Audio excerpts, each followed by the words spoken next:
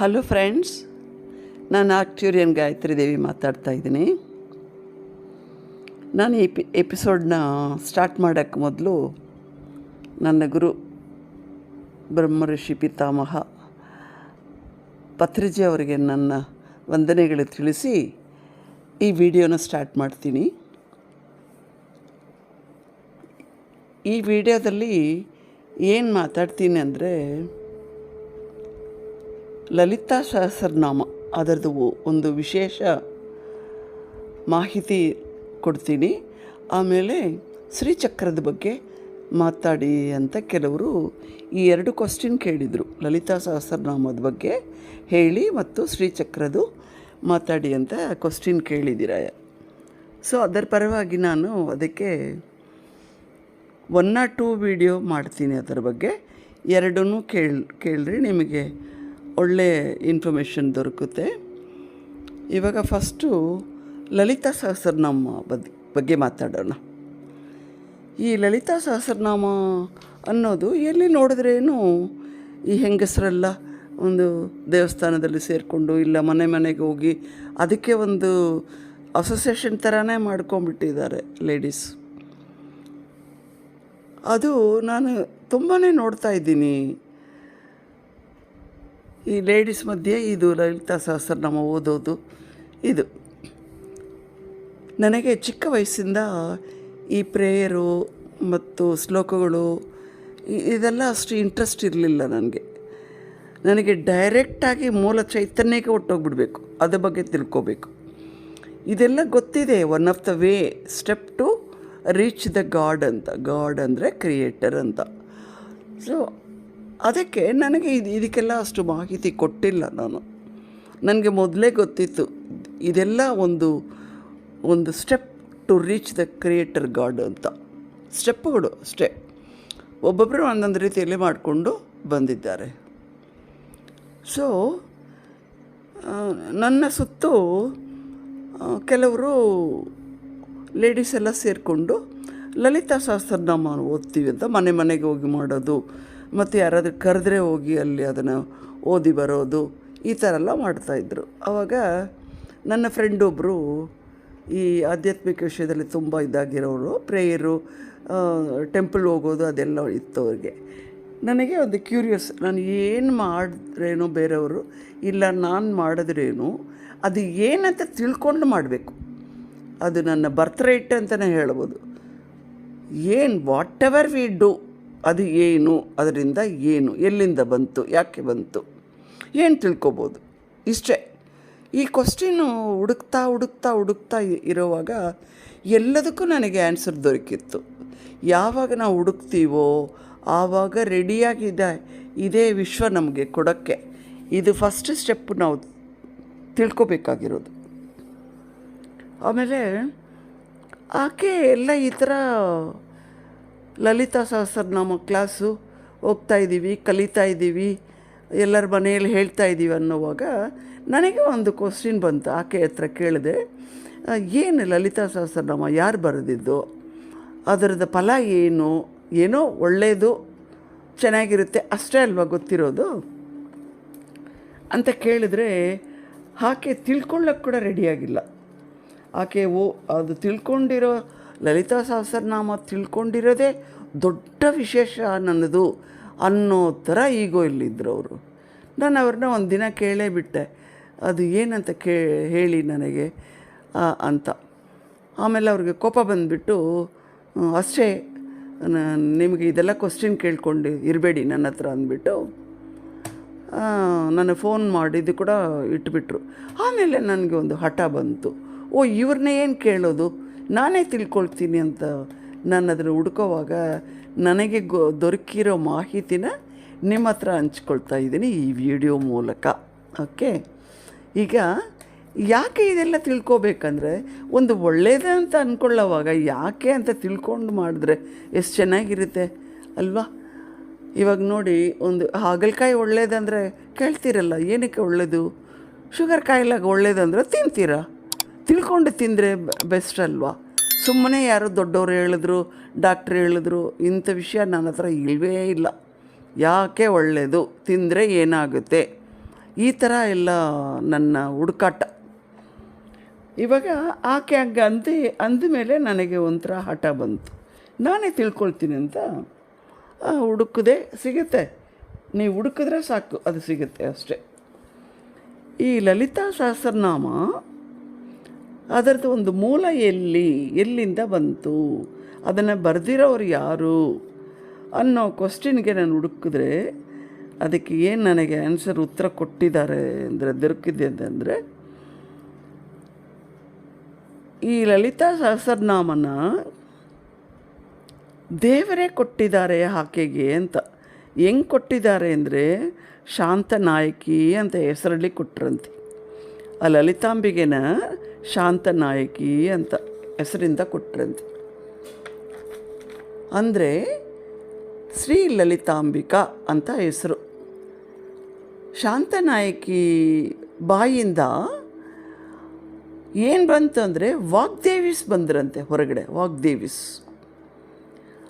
ಅವರು ವಾಕ್ಕಲ್ಲಿ ಅವರು ಮಾತೆ ಒಳಗಡೆ ಇದ್ರಂತೆ ಆ ದೇವತೆಗಳು ಯಾರು ಅಂದರೆ 8 ಜನ ಅಂತೆ, 8 ವಾಗ್ದೇವಿಸ್. ಅವರೆಲ್ಲ ಸೇರಿ ಈ ಲಲಿತಾ ಸಹಸ್ರನಾಮನ ಈ ಪ್ರಪಂಚಕ್ಕೆ ಕೊಟ್ಟಿದ್ದಾರೆ ಅಂತ ಗೊತ್ತಾಯಿತು.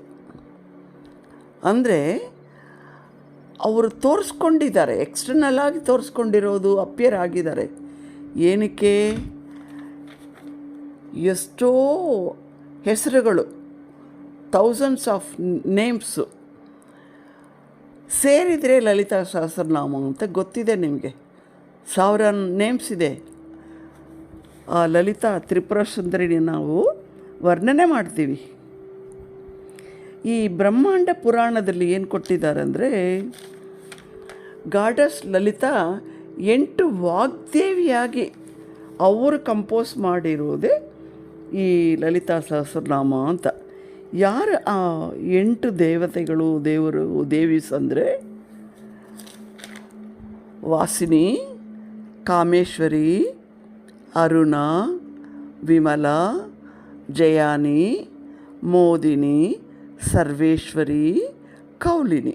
ಈ 8 ದೇವಿಗಳು ಸೇರಿ ಅವ್ರ ಬಾಯಿಂದ ಮೂಲಕ ಹೊರಗಡೆ ಬಂದಿರೋದೇ ಲಲಿತಾ ಸಹಸ್ರನಾಮ ಅಂತ ನನಗೆ ಅರ್ಥ ಆಗಿದ ತಕ್ಷಣ ನನಗೆ ಖುಷಿ ಆಯಿತು.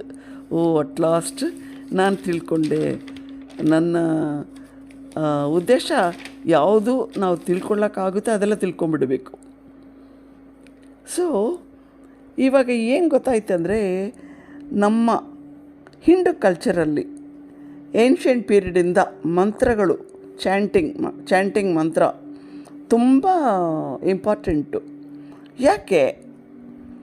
ಅದಕ್ಕೆ ಏನಾಯ್ತು ಅಂದರೆ ಈ ಸೈಂಟಿಫಿಕ್ ರೀಸನ್ ಕೂಡ ಕಂಡುಹಿಡಿದುಬಿಟ್ರು ಇವಾಗ.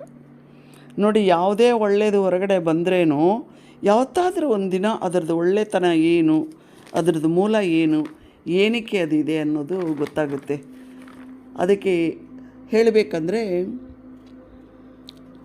ನಮ್ಮ ಬಾಡಿಯಲ್ಲಿ 5 ಪಂಚಪದ ತತ್ವ ಇದೆ, ಗೊತ್ತಿದೆ ನಿಮಗೆ. ಅದರಲ್ಲಿ ಒಂದು ವಾಟರ್, ನೀರಿನಂಶ. ಅದು ಫ್ಲೂಯಿಡ್ ಅಂತಲೂ ಹೇಳ್ಬೋದು. ಈ ಫ್ಲೂಯಿಡ್ ನಮ್ಮ ಬಾಡಿಯಲ್ಲಿ ಓವರ್ಲೋಡ್ ಆದರೆ ಅದನ್ನು ಹೈಪರ್ ಒಲಿಮಿಯಾ ಅಂತಾರೆ. ಅದು ಏನಾಗುತ್ತೆ ಅಂದರೆ, ಆ ಥರ ಆಗೋವಾಗ ರೀನಲ್ ಡಿಸ್ಫಂಕ್ಷನ್ ಅಂತ ಬರುತ್ತೆ ಅಂತೆ. Renal dysfunction of the body. ಅದರಿಂದ ಕೆಮ್ಮು ಬರೋದು, ಸ್ವೆಲ್ಲಿಂಗ್ ಆಗೋದು, ಬಾಡಿಯೆಲ್ಲ ಸ್ವೆಲ್ಲಿಂಗ್ ಆಗೋದು ಅಂತ. ಅದು ಏನಕ್ಕೆ ಹಿಂಗೆ ಬಂತು ಅಂದರೆ, ನೀರಿನ ಅಂಶ ಜಾಸ್ತಿ ಆಗಿದೆ ನಮ್ಮ ಬಾಡಿ ಒಳಗಡೆ. ಎಲ್ಲ ಈ 5 ಪಂಚಭೂತ ತತ್ವಗಳು ನಮ್ಮ ಬಾಡಿಯಲ್ಲಿ ಕರೆಕ್ಟ್ ಲೆವೆಲಲ್ಲಿ ಬ್ಯಾಲೆನ್ಸ್ಡ್ ಆಗಿರಬೇಕು. ಆವಾಗಲೇ ನಾವು ಹೆಲ್ದಿಯಾಗಿರ್ತೀವಿ ಅಂತ ಅರ್ಥ.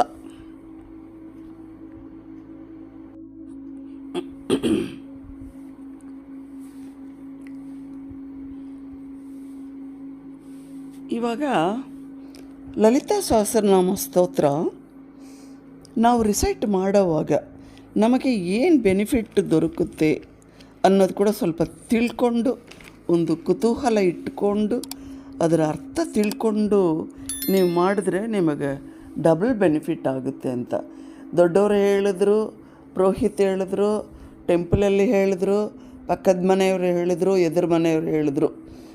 ಅವ್ರಿಗೆ ಒಳ್ಳೆಯದು ನಡೆದಿದೆ, ನನಗೂ ನಡೆಯುತ್ತೆ ಅನ್ನೋದನ್ನು ಒಂದು ಪಕ್ಕ ಇಟ್ಟುಬಿಟ್ಟು ನಿಮಗೆ ಅದರಿಂದ ಬೆನಿಫಿಟ್ ಏನಂತ ತಿಳ್ಕೊಂಡು ಮನಸ್ಸು ಪೂರ್ತಿಯಾಗಿ ಅದರ ಮೇಲೆ ಗಮನ ಇಟ್ಟು ಅವೇರ್ನೆಸ್ಸಿಂದ ಅದನ್ನು ನೀವು ಆ ಶ್ಲೋಕಗಳು ಹೇಳಬೇಕು ಅಂತ ನನಗೆ ಅನಿಸುತ್ತೆ.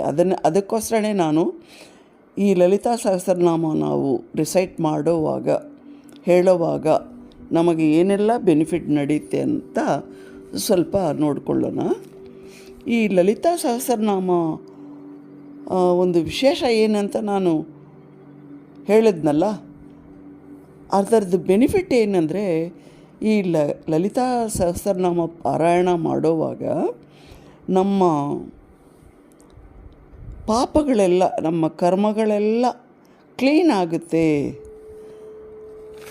ಅಂತ ಒಂದು, ಈ ಲೈಫಲ್ಲಿ ನಾವು ಏನು ಮಾಡಿದ್ದೀವಿ ಪಾಪಗಳು ಕರ್ಮಗಳು ಅದೆಲ್ಲ ಕ್ಲೀನ್ ಆಗುತ್ತೆ ಈ ಮಂತ್ರ ಹೇಳುವಾಗ ಅಂತ ಒಂದು ಬೆನಿಫಿಟ್ಟು. ಆಮೇಲೆ ಇದನ್ನು ಲಕ್ಷ್ಮೀ ಕಟಾಕ್ಷದಿಂದ ನಮಗೆ ಬೇಕಾಗಿರೋ ಸಿರಿ ಸಂಪತ್ತುಗಳು ದೊರಕುತ್ತೆ. ಇದು ಒಂದು ನಂಬಿಕೆ, ಇದು ಕೂಡ ಒಂದು ಬಿಲೀಫ್. ಎಸ್, ನಮಗಿದು ದೊರಕುತ್ತೆ. ಯಾವ ಕೆಲಸ ನಾವು ಬಿಲೀಫಿಂದ ತಿಳ್ಕೊಂಡು ಅವೇರ್ನೆಸ್ಸಿಂದ ಮಾಡಿದ್ರೇನೋ ಅದಕ್ಕೆ ಫಲ ಸಿಗುತ್ತೆ, ಅದರಲ್ಲಿ ಏನು ಡೌಟ್ ಇಲ್ಲ ಅಂತ ಅರ್ಥ. ಆಮೇಲೆ ಸರಸ್ವತಿ ದೇವಿನ ಇಲ್ಲಿ ಹೊಗಳ್ತಾ ಇದ್ದೀವಿ ಆ ಮಂತ್ರದಲ್ಲಿ. ಅವಾಗ ಏನಾಗುತ್ತೆ ಅಂದರೆ ನಿಮಗೆ ನಿಮ್ಮ ವಾಕ್ಕ್ಷೇತ್ರ ಪರ್ಫೆಕ್ಟಾಗಿ ನಿಮಗೆ ಯೂಸ್ ಆಗೋ ಥರ ಇರುತ್ತೆ. ಸರಸ್ವತಿ ಕಟಾಕ್ಷ ಕೂಡ ಬೇಕಲ್ಲ ನಮಗೆ, ಲಕ್ಷ್ಮಿ ಕಟಾಕ್ಷ ಇದ್ದರೆ ಕೂಡ ಸರಸ್ವತಿದು ಇರಬೇಕು ಅಂತ. ಆಮೇಲೆ ಗಾಯತ್ರಿ ಅಂತ ನಾವು ಹೊಗಳ್ತಾ ಇದ್ದೀವಲ್ಲ ಲಲಿತಾಂಬಿಗೆನ, ಆವಾಗ ಒಂದು ಶಾರ್ಪ್ ಮೈಂಡ್ ಕೊಡ್ತಾಳೆ ಗಾಯತ್ರಿ ದೇವಿ ನಿಮಗೆ. ಆಮೇಲೆ ಈ ಮಂತ್ರ ಹೇಳಿ ಹೇಳಿ ಹೇಳಿ ನಾವು ಅದನ್ನು ಪಾರಾಯಣ ಮಾಡುವಾಗ ನಮ್ಮ ಕುಂಡಲಿನಿ ಶಕ್ತಿ ಕೂಡ ಅವೇಕನ್ ಆಗುತ್ತೆ. ಕುಂಡಲಿನಿ ಶಕ್ತಿ ಅವೇಕನ್ ಆದರೆ ಅದರಿಂದ ನಮಗೆ ಎಷ್ಟೋ ಬೆನಿಫಿಟ್ ಪಡೀಬೋದು. ಅಂದರೆ ಕುಂಡಲಿನಿ ಶಕ್ತಿ ನಿಮಗೆ ಅವೇಕನ್ ಆದರೆ ಅದರಿಂದ ಔಟ್ಕಮ್ಮು ಆ ಬಾಡಿಯಲ್ಲಿ ಕಾಣಿಸ್ಕೊಳ್ಳೋ ರೀತಿನ ನೋಡಿಬಿಟ್ಟು ಕೆಲವರೆಲ್ಲ ಅಡ್ವರ್ಸ್ ಆಗಿ ಮಾತಾಡ್ತೀರ, ಅದು ತಪ್ಪು. ಕುಂಡಲಿನಿ ಶಕ್ತಿ ಅನ್ನೋದು ಎಲ್ಲರಿಗೂ ದೊರಕಲ್ಲ, ಅದಕ್ಕೆ ಪುಣ್ಯನ ಮಾಡಿರಬೇಕು. ಸೊ ಅದು ಕೂಡ ನಮಗೆ ಕುಂಡಲಿನಿ ಶಕ್ತಿ ಅವೇಕನ್ ಆಗುತ್ತೆ ಅಂತ. ಆಮೇಲೆ ಸ್ಪಿರಿಚುವಲ್ ರಿಚ್ನೆಸ್ ನಮಗೆ ದೊರಕುತ್ತೆ ಅಂತ, ಆಧ್ಯಾತ್ಮಿಕವಾಗಿ ನಾವು ತುಂಬ ರಿಚ್ ಆಗ್ತೀವಿ ಅಂತ ಅರ್ಥ ಈ ಲಲಿತಾ ಸಹಸ್ರನಾಮ ಪಾರಾಯಣ ಮಾಡುವಾಗ. ಆಮೇಲೆ ಎಲ್ಲರಿಗೂ ಮೆಟೀರಿಯಲ್ ರಿಚ್ನೆಸ್ ಬೇಕಲ್ವ, ಸ್ಪಿರಿಚುವಲ್ ರಿಚ್ನೆಸ್ ಇರಲಿ, ಅದು ಆಮೇಲೆ ಬರುತ್ತೆ. ಫಸ್ಟ್ ಬೇಕಾಗಿರೋದು ಮೆಟೀರಿಯಲ್ ರಿಚ್ನೆಸ್, ಅದು ದೊರಕುತ್ತೆ. ಆಮೇಲೆ ನಿಮ್ಮ ಬಾಡಿಯಲ್ಲಿ ಎಷ್ಟೋ ಚಕ್ರಗಳು, ಚಕ್ರಾಸ್ ಬಗ್ಗೆ ನಾನು ಹೇಳಿದ್ದೀನಿ ಒಂದು ವಿಡಿಯೋದಲ್ಲಿ, ಅದನ್ನು ಕೇಳ್ರಿ. ಆ ಚಕ್ರಗಳೆಲ್ಲ ಈ ಲಲಿತಾ ಸಹಸ್ರನಾಮ ನೀವು ಅವೇರ್ನೆಸ್ಸಿಂದ ಪಾರಾಯಣ ಮಾಡಿದ್ರೆ ಮಾತ್ರ, ಮಗ್ಗಿಪಾಠ ಮಾಡಿಕೊಂಡು ಎಲ್ಲರ ಗುಂಪಾಗಿ ಸೇರಿಕೊಂಡು ಅದನ್ನು ಒಂದು ಶ್ಲೋಕನ ಅವೇರ್ನೆಸ್ಸಿಂದ ನೀವು ಮಾಡಲಿಲ್ಲ ಅಂದರೆ ಅದು ಪ್ರಯೋಜನ ಇಲ್ಲ. ಸೊ ಅವೇರ್ನೆಸ್ಸಿಂದ ಅದರದ್ದು ಮೀನಿಂಗ್ ತಿಳ್ಕೊಂಡು ನಂಬಿಕೆಯಿಂದ ನೀವು ಮಾಡಿದ್ರೆ ನಿಮ್ಮ ಚಕ್ರಗಳೆಲ್ಲ ಪರ್ಫೆಕ್ಟಾಗಿ ಕ್ಲೀನ್ ಆಗುತ್ತೆ. ಆಮೇಲೆ ನಿಮಗೆ ಎಷ್ಟೋ ಕಷ್ಟಗಳು ಬರ್ಬೋದು ಎಲ್ಲ ಕಡೆಯಿಂದ, ರಿಲೇಷನ್ಶಿಪ್ಪಿಂದ ಇರ್ಬೋದು, ಇಲ್ಲ ಮನಿ ಕಷ್ಟ ಇರ್ಬೋದು, ಇನ್ನು ಎಷ್ಟೋ ಕಷ್ಟಗಳಿಗೆ ನಮಗೇನು ಹೆಸರು ಕೊಡಬೇಕಾ, ಒಂದು ಲಿಸ್ಟ್ ಕೊಡಬೇಕಾ, ಎಷ್ಟೋ ಕಷ್ಟ ನಮಗೆ ನಾವೇ ಕಷ್ಟವಾಗ್ತೀವಿ, ಅದೆಲ್ಲ ಕೂಡ ನಮ್ಮಿಂದ ದೂರವಾಗುತ್ತೆ. ಆಮೇಲೆ ನಮಗೆ ಕೋಪ ಇದೆ ನೋಡಿ, ಆ ಕೋಪಗಳಿಂದ ಎಷ್ಟೋ ಅನಾನುಕೂಲ ಪಡಿತೀವಿ, ಅದು ಕೂಡ ಶಾಂತವಾಗಿ ಆಗಿಬಿಡ್ತೀವಿ ನಾವು. ನಮ್ಮ ಆ್ಯಂಗರ್ನ ಕಮ್ಮಿ ಮಾಡ್ಕೋಬೇಕು. ಅದಕ್ಕೆ ಒಂದು ದಾರಿ ಈ ಲಲಿತಾ ಸಹಸ್ರನಾಮ ಪಾರಾಯಣ ಮಾಡಿ. ಆಮೇಲೆ ಭಯದಲ್ಲಿ ಇರ್ತಾರೆ ಸುಮಾರು ಜನಕ್ಕೆ, ಕಷ್ಟಕ್ಕೆ ಕಾರಣವೇ ಭಯ. ಆ ಭಯ ಹೋಗಬೇಕಂದ್ರೆ ಒಂದು ಮಾರ್ಗ ಏನಂದರೆ, ನಮಗೆ ನಾವೇ ಆ ಫಿಯರ್ನ ನಾವು ದೂರ ಮಾಡ್ಕೊಳ್ಳೋಕ್ಕೆ ಪ್ರಯತ್ನ ಪಡಬೇಕು ನಮ್ಮ ಮೈಂಡ್ ವೈಸು. ಇನ್ನೊಂದು, ಈ ಥರ ಲಲಿತಾ ಸಹಸ್ರನಾಮ ಪಾರಾಯಣ ಮಾಡ್ತಾಯಿದ್ರೆ ಅದು ಮಾಡೋವಾಗ ನನ್ನ ಫಿಯರ್ ಒಟ್ಟೋಗುತ್ತೆ ಅಂತ ನೀವು ಒಂದು ಅಫರ್ಮೇಷನ್ ಹೊರಗಡೆ ಕಳಿಸ್ಬೇಕು, ಸಂಕಲ್ಪ ಮಾಡ್ಕೋಬೇಕು, ಕುತೂಹಲದಿಂದ ಮಾಡಬೇಕು ನೀವು. ಆಮೇಲೆ ದುಃಖದಲ್ಲೇ ಇರ್ತಾರೆ ಕೆಲವು, ಯಾವಾಗ ನೋಡು ಹ್ಯಾಪಿನೆಸ್ಸೇ ಇಲ್ಲ. ಸೊ ಇದು ರಿಸೈಟ್ ಮಾಡೋವಾಗ ಲಲಿತಾ ಸಹಸ್ರನಾಮ ನಾವು ಹೇಳಿದ್ರೆ ನಮ್ಮ ಸಂತೋಷವಾಗಿ ನಾವು ಇರಬಹುದು. ಆಮೇಲೆ ಕೆಲವರಿಗೆ ನೋಡಿ ಈ ಬ್ಲ್ಯಾಕ್ ಮ್ಯಾಜಿಕ್ಕು, ಆಮೇಲೆ ಮಾಟಗಾತಿ ಕೆಲಸಗಳೆಲ್ಲ ಮಾಡೋದು, ನೆಗೆಟಿವ್ ಆಗಿ ಬೇರೆಯವ್ರನ್ನ ಕಷ್ಟ ಕೊಡೋಕ್ಕೆ ಮಾಡೋದು, ಇದೆಲ್ಲ ಕೂಡ ನಮ್ಮ ಹತ್ರ ಬರಲ್ಲ. ಅವ್ರು ಖರ್ಚು ಮಾಡಿರ್ತಾರೆ ನಮ್ಮನ್ನು. ಕೆಲವರೆಲ್ಲ ಆ ಕಣ್ಣು ದೃಷ್ಟಿಯಿಂದ ನಮ್ಮನ್ನು ಎಷ್ಟು ಖರ್ಚು ಮಾಡಿರ್ತಾರೆ, ಅದೆಲ್ಲ ಕೂಡ ಡೆಸ್ಟ್ರಾಯ್ ಆಗಿಬಿಡುತ್ತೆ. ಆಮೇಲೆ ಕೆಲವರಿಗೆ ಮೇಜರ್ ಡಿಸೀಸ್ ಇರುತ್ತೆ, ಕಾಯಿಲೆಗಳು, ಅದೆಲ್ಲ ಕೂಡ ವಾಸಿ ಆಗುತ್ತೆ. ಆಮೇಲೆ ನಮಗೆ ಪಾಸಿಟಿವ್ ಎನರ್ಜಿ ನಮ್ಮೊಳಗಡೆ ಸೇರುತ್ತೆ.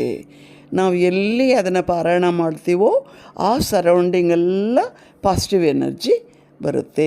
ನಾನೀಗ ಕೊಟ್ಟಿರೋ ಸುಮಾರು 15 ಪಾಯಿಂಟ್ಗಳು ಕೊಟ್ಟಿದ್ದೀನಿ. ಇದನ್ನೆಲ್ಲ ಒಂದು ನಂಬಿಕೆಯಿಂದ, ಹೋಪಿಂದ, ಬಿಲೀಫಿಂದ, ಅವೇರ್ನೆಸ್ಸಿಂದ ನನಗೆ ಒಳ್ಳೆಯದಾಗುತ್ತೆ ಅಂತ ನಂಬಿಕೆಯಿಂದ ನೀವು ಇದನ್ನು ಪಾರಾಯಣ ಮಾಡಿದ್ರೆ ಎಲ್ಲ ಕಷ್ಟಗಳು ಹೋಗಿ ಕ್ಲೀನಾಗಿ ನಿಮ್ಮ ಲೈಫು, ನಿಮ್ಮ ಮನೆ ಹ್ಯಾಪಿಯಾಗಿ, ಭಯ ಇಲ್ಲದ್ರೆ, ಡಿಸೀಸ್ ಇಲ್ಲದ್ರೆ ಬದುಕ್ಬೋದು. ಬಟ್ ಅದಕ್ಕೆ ಏನು ಬೇಕಂದರೆ, ಯಾವ ಕೆಲಸ ನೀವು ಮಾಡಿದ್ರೇನು ಅದರದ್ದು ಬಗ್ಗೆ ನೀವು ತಿಳ್ಕೊಂಡು ಮಾಡಬೇಕು. ಅದೇ ಅವೇರ್ನೆಸ್ಸಿಂದ ಮಾಡಬೇಕು. ಸುಮ್ಮನೆ ಮಗ್ಗಿಪಾಠ ಆ ಥರ ಮಾಡಬೇಡಿ. ಇದನ್ನು ತಿಳ್ಕೊಳ್ಳಿ. ನೋಡಿ, ಆ ವ್ಯಕ್ತಿ ನನಗೆ ಹೇಳಲಿಲ್ಲ, ಆಕೆ ಗೊತ್ತಿಲ್ಲ ಅಂತ ಕೂಡ ಅವರು ಒಪ್ಕೊಂಡಿಲ್ಲ ನೋಡಿ. ಈಗೋ ಏನು ಇವ್ರ ಹತ್ರ ನಾನು ಲಲಿತಾ ಸಹಸ್ರನಾಮ ಕ್ಲಾಸುಗಳಿಗೆ ಕಂಡಕ್ಟ್ ಮಾಡ್ತಾಯಿದ್ದೀನಿ, ಎಲ್ಲರನ್ನೂ ಸೇರಿಸ್ತಾ ಇದ್ದೀನಿ ಅಂತ ಗರ್ವದಲ್ಲಿದ್ದರು. ಆ ಗರ್ವನ ನೋಡಿಬಿಟ್ಟು ನಾನು ಇದನ್ನು ಹುಡುಕ್ಬಿಟ್ಟು ನಿಮ್ಮ ಮುಂದೆ ಅದನ್ನು ಮಾತಾಡ್ತಾ ಇದ್ದೀನಿ. ಇವಾಗ ಅವರು ಕೂಡ ಇದನ್ನು ಕೇಳ್ಬೋದು. ಕೇಳಿ ತಿಳ್ಕೊಂಡು 4 ಜನಕ್ಕೆ ಹೇಳಿ ಹಂಚ್ರಿ. ಈ ಜ್ಞಾನನ ಕೂಡ ಹಂಚ್ರಿ. ಅಂದರೆ ಸೌಂಡ್ ಅನ್ನೋದು ವೈಬ್ರೇಷನ್, ಫ್ರೀಕ್ವೆನ್ಸಿ, ಎನರ್ಜಿ. ನಾನು ಮೊದಲೇ ಮಾತಾಡಿದ್ದೀನಿ.